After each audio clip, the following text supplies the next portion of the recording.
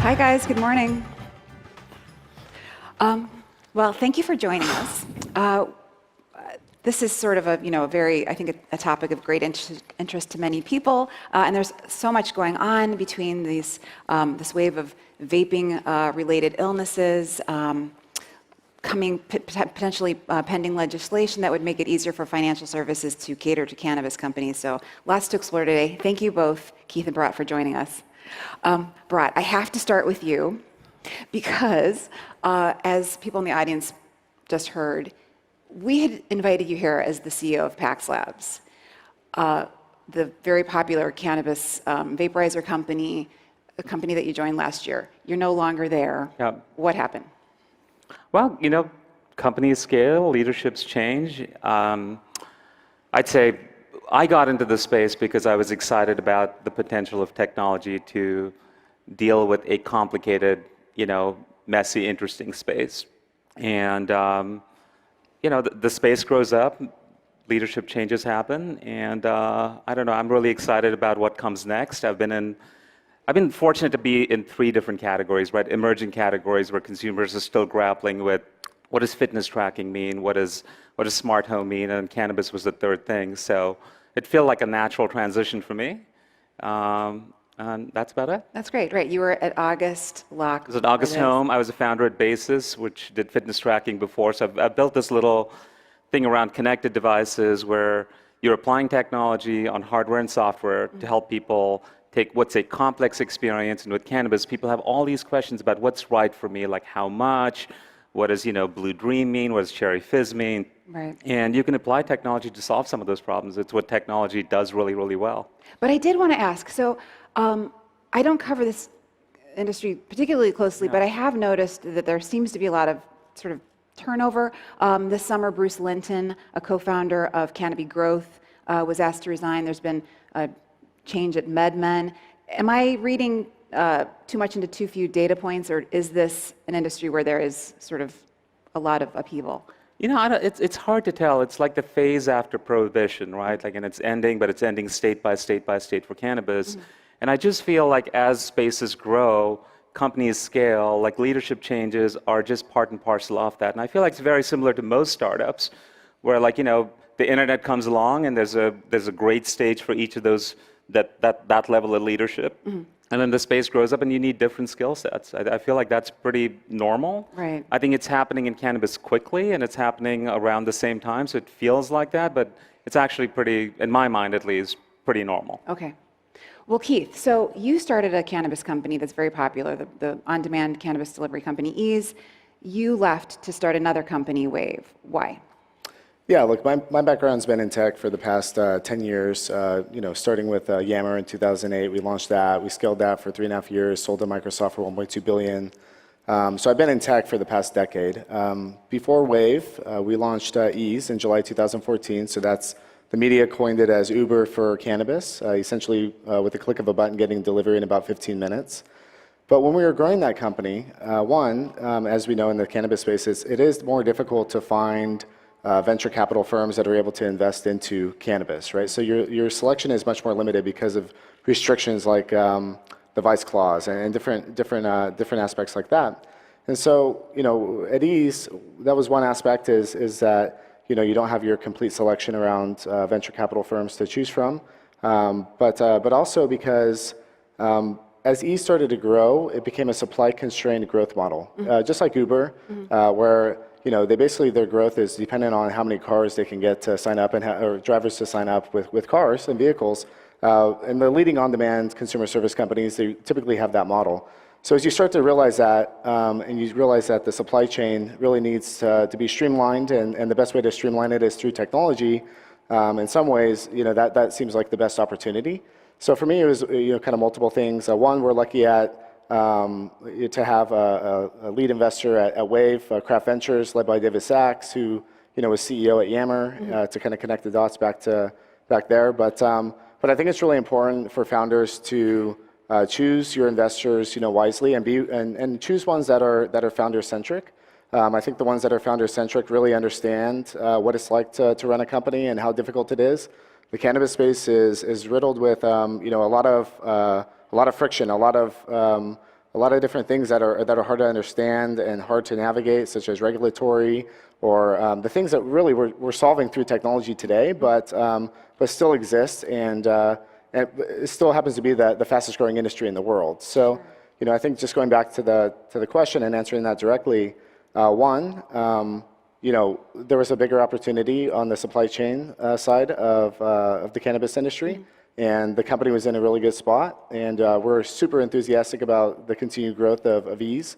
But there was another opportunity that really complements what we built from 2014 to 2017 when we were at the helm. And then the next thing, and partly a message, is to choose investors that are founder-centric. I think that's just extremely important. If they're going to add additional value to the company, it's important that they're able to relate. And I want to talk about who is investing in cannabis for those in the audience who are want to know. But I have to mention too, I think it's interesting. We talked ahead of the call, and you said that you didn't use cannabis. So I'm just wondering, why did you gravitate to this space? Yeah, I built a lot of ethos around, well, one, let me back up. My background's in tech, as you know, and so after we got acquired by Microsoft, I was there for about a year during the transition, but my mind was on the next thing. And around that time, that's when Uber and Lyft were really kind of evolving, and there was other startups that were servicing different needs, such as the home category or food and drink for on-demand. And I started to break this down in terms of okay, I want to go after on-demand, but what category makes the most sense? Is it food and drink that's perishable? Is it the home category that requires a lot of trust before you get in? And analyze kind of all these different categories, and cannabis kept popping up as a natural fit.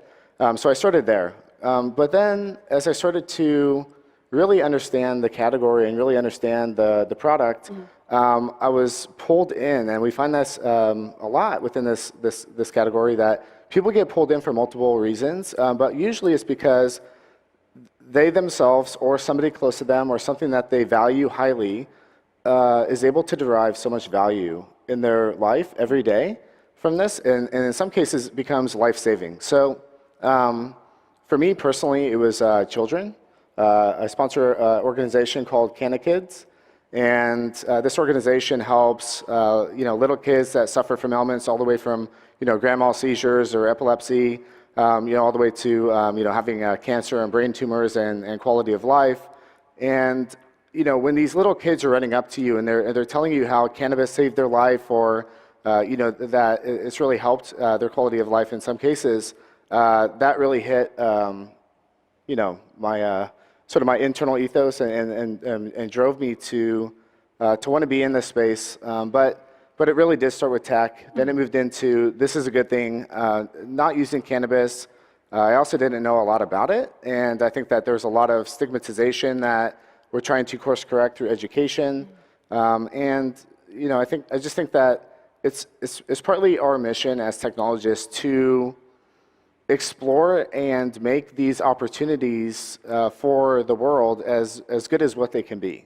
And certainly the market and really the population is through sentiment is saying, we want this, we see value in this, and we need to go after this. And I think that technology really needs to step up, like companies like PAX or WAYV, Ease, and all the rest of them are to help deliver the experience and really the safety that consumers need and want and deserve. Because I think there's enough evidence out there that this is a good thing. Sure. Can I just add to that? Like one of the highlights for me over the last year and a half has just been how many people in Silicon Valley, who can work on self-driving cars or robotics, are saying, hey, cannabis does a lot of good for a lot of people, but it's a very complex, messy experience. How do we take some of these skills we've built at Tesla or Uber or wherever it is and apply it to the cannabis space? How do we make that a good consumer experience? And I feel like after so much, time spent around what does your, SaaS revenue trajectory or something look like, it really renewed my optimism and hope that people are willing to dive into a complex, messy space and put their careers on the line and build something that is a better experience. And I feel like that's something that's unique to the Valley. And that was pretty exciting for me. Well, so Bharat, you're also a serial entrepreneur. You've been in tech for a long time. to go all tech on you, did you dog food your own product at PAX?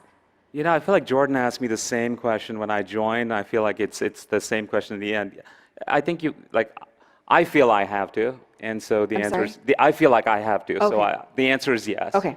So I do consume, and you know, if you're in consumer, I think that's part of the ethos of like, hey, we're putting out a consumer product. We should be able to, you know, learn more about it, test it, see what that experience is like, and whether you work at LinkedIn or worked at any place in the cannabis space, the same rules apply. You know, you guys were talking about, you were talking specifically about investors, there not being many of them. DCM is one, Kraft, David Sachs is one. How important is it, do you think, to these investors that they're backing somebody who does come from the tech industry or has that sort of background? I mean, how hard is it to break into cannabis and get venture backing? I mean, go ahead.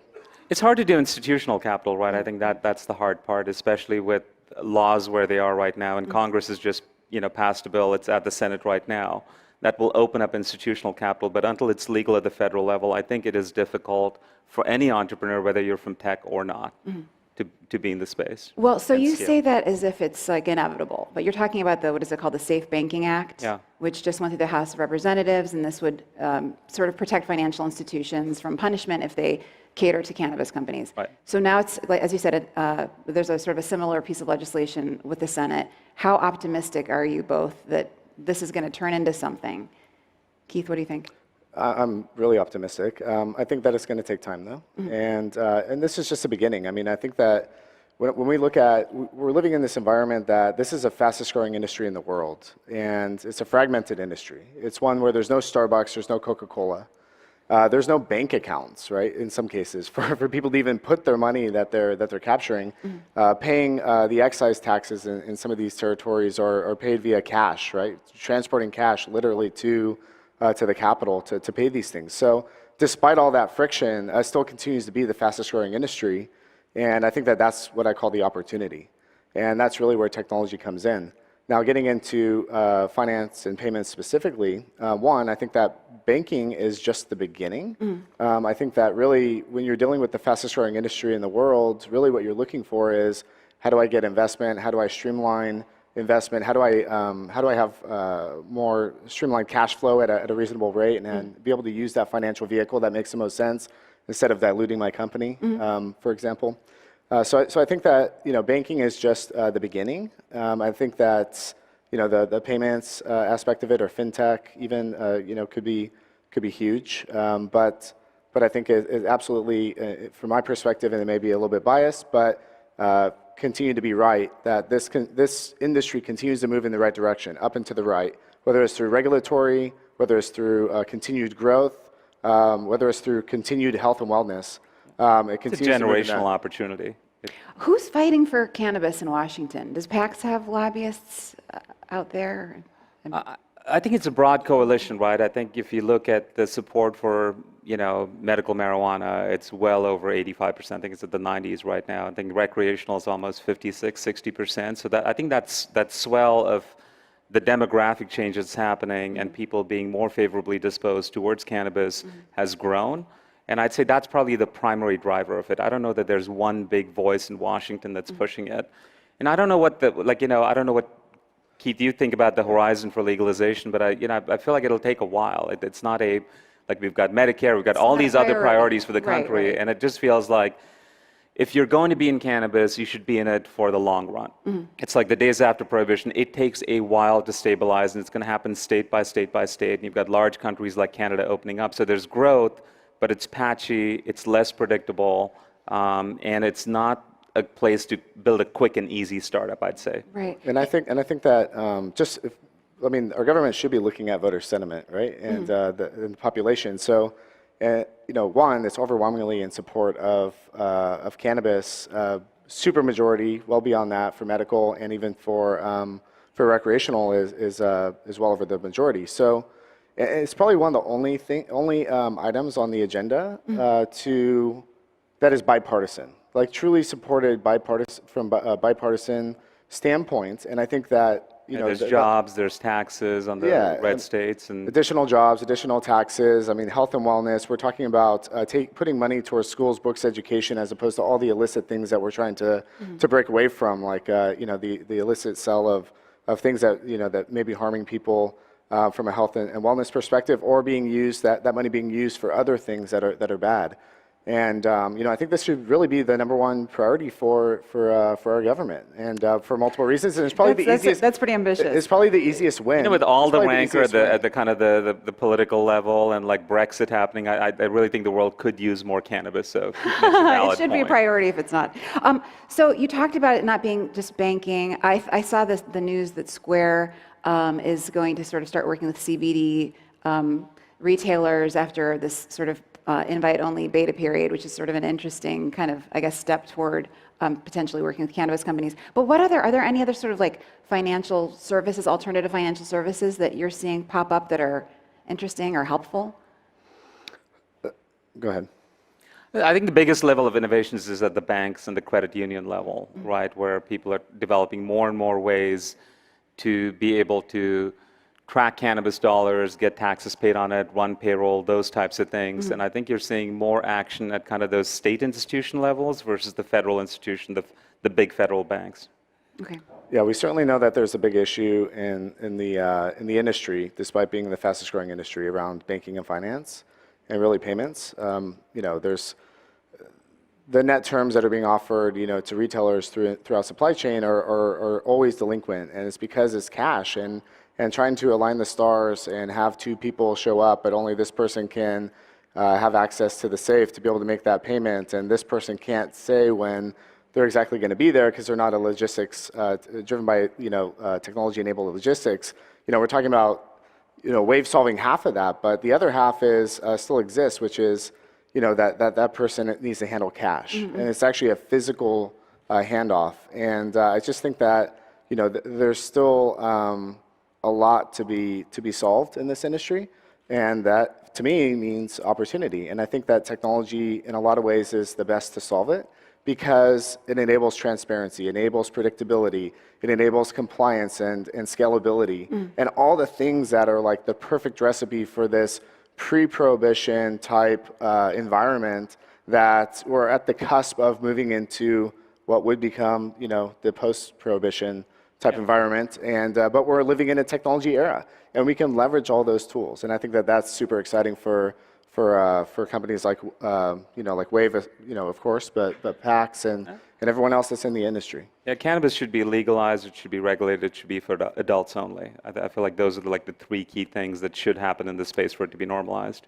But now you have a new issue, which is this cannabis, this wave of cannabis-related, vaping-related illnesses, which I think like more than 1,000 cases have been reported, and almost 600 of those have been tied to people who said they were vaping THC. How big a setback is that going to potentially be for the industry? I mean, I'm sure that's sort of very nervous-making for a lot of people in Washington and elsewhere. I mean, I'll take the lead. I think, you know, of course, you know, Bharat can comment, you know, from his experience. But, you know, from my perspective, I've been pushing for, and part of the reason why I got into this was about, and what the voters voted in was safe access. To me, as a voter, and what I've heard from other voters, is that safe access is about access points and being able to receive and consume cannabis based on, you know, the permissions and the laws and the regulations. The safety part of it means that that it needs to go through the testing process, which the state mandates for the legal environment. Now, we have 3 times as many illicit dispensaries or retailers still within the state of California than we do legal. And you know, there's multiple reasons why. One is it's certainly not because more people, not many people want to become compliant and legal retailers. It's because you know, the state is taking so long to kind of approve these, and there's so much regulation and so much friction, you know, kind of in getting those popped up. But I think, you know, when you look at this is why we need more regulation to some degree, but we need frictionless regulation. And I think technology also helps solve that in a lot of ways.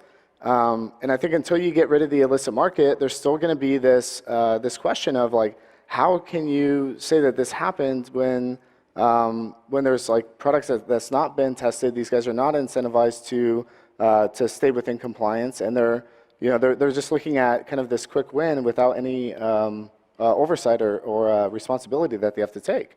And I think that that's a shame for the for the compliant and legal market, because one, they're paying higher taxes, they have to pay for the licensing, they have to wait. It's a costly and timely process to get legal and compliant from a retail perspective.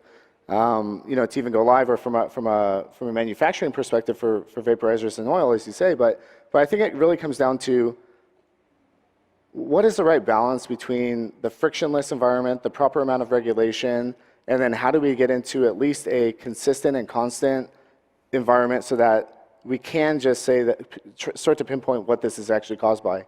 I'm not sure of the latest news, but I would assume that there's not safe materials being put into the illegal products as opposed to the legal products, which I think that this industry, at least on the compliance side, really takes that stance that only using what they consider to be safe products and natural products, they take that very seriously. In fact, they actually exceed the requirements of what the state requires. We're running out of time, but Bharat, I know that you aren't at PAX, but based on what you know about the product, I guess how confident are you that none of these cases are ever going to be traced back to a PAX vaporizer?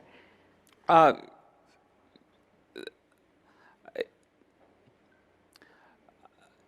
think that's a good question for the company, but also I want to defer that to people are sick out there, and I want the CDC and the regulatory bodies that are actually looking into the case to kind of investigate those causes and come back.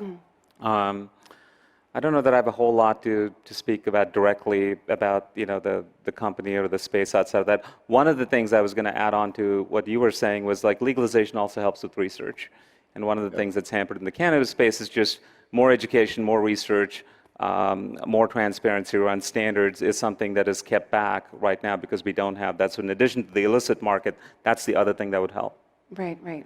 Guys, you have to come back next year because there's so many opportunities that I wanted to talk to you about. This is my mom's dream, right? Your kid is up on stage and he's talking about weed instead of, this is every Indian mom's dream, just so you guys know. Software engineer, lawyer, doctor, and weed expert. Guys, thank you so much. It was really a treat. All right. Thank you. Thank you.